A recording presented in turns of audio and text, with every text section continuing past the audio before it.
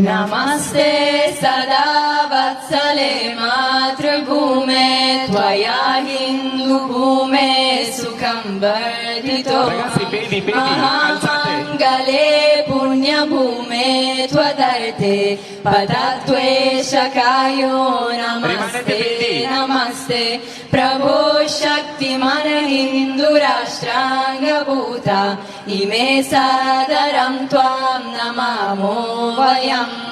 त्वदीयाय कार्याय बद्धागदीयं शुभामाशिषं देहि तत्पूर्तये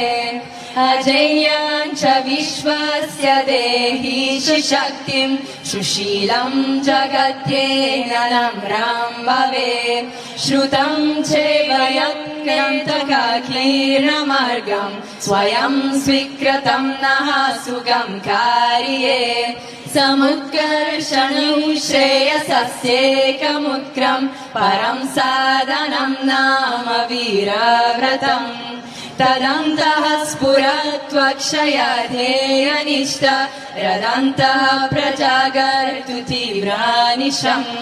विजेत्री जनः संहता कार्यशक्तिर्विधायास्य धर्मस्य संरक्षणम् परं वैभवं नेतुमेधा स्वराष्ट्र परर्थ भवत्वा शिशाते वृषम्